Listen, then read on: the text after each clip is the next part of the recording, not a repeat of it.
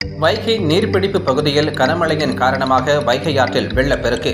மதுரை சிம்மக்கல் பகுதியில் தரைப்பாலம் மூழ்கிச் செல்வதால் போக்குவரத்து நெரிசல். வைகை அணை நீர்பிடிப்பு பகுதிகளான வருசநாடு, வெள்ளிமலை, அரசரடி, மூலவைகை, கொட்டக்குடி ஆறு உள்ளிட்ட பகுதிகளில் நேற்று முன்தினம் பெய்த கனமழையால் வைகை அணைக்கு நீர்வரத்து அதிகரித்தது. இதனால் வைகை அணை முழு கொள்ளளவை எட்டியது. இதனால் அணைக்கு வரும் உபரி நீர் திறந்துவிடப்பட்டதால் வைகை ஆற்றில் வெள்ளப்பெருக்கு ஏற்பட்டுள்ளது. தேனி மாவட்டம் ஆண்டிப்பட்டி அருகே 71 அடி உயரம் கொண்ட வைகை அணையின் முழு கொள்ளளவு 70 அடியாக நிர்ணயிக்கப்பட்டு இருந்தது. தற்போது வைகை அணைக்கு நீர்வரத்து அதிகரித்துள்ளதால் அணையிலிருந்து 3500 கனஅடி நீர் திறக்கப்பட்ட நிலையில் மஞ்சள் ஆறு, வராகநதி உள்ளிட்ட பகுதிகளில் இருந்தும் வரும் உபரி நீர் சேர்த்து 3800 கனஅடி நீர் வைகை ஆற்றில் ஓடுவதால் மதுரை சிம்மக்கல் அருகே உள்ள வைகை ஆற்றில் வெள்ளப்பெருக்கு ஏற்பட்டு உள்ளது. சிம்மக்கல் தரைப்பாலம் மூழ்கி செல்கிறது.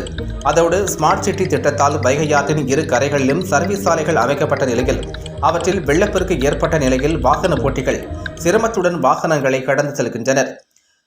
மேலும் இதனால் போக்குவரத்து நெரிசல் ஏற்பட்டது. ஏராளமான போலீசாரும் பாதுகாப்பு பணிக்கு நிறுத்தப்பட்டுள்ளனர்.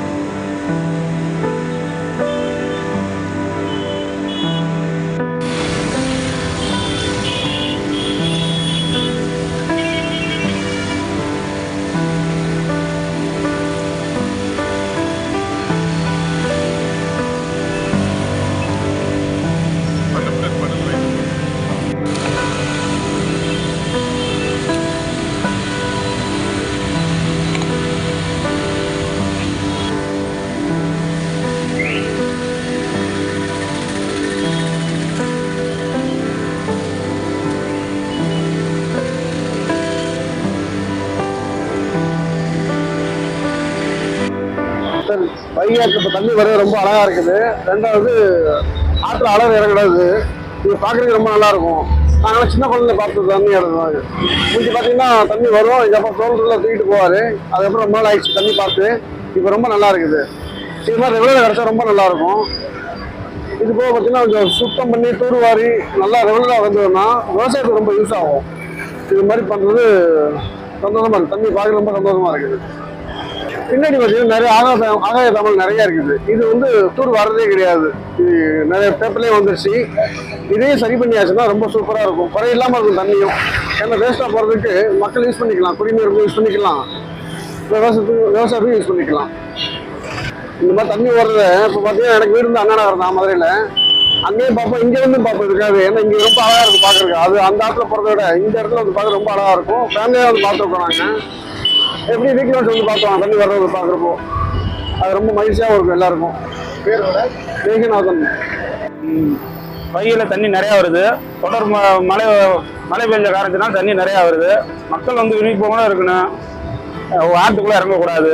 நல்லா நிறைஞ்சு போகுது தண்ணி. இதை நல்லா விவசாயத்துக்கு பயன்படுத்தணும்.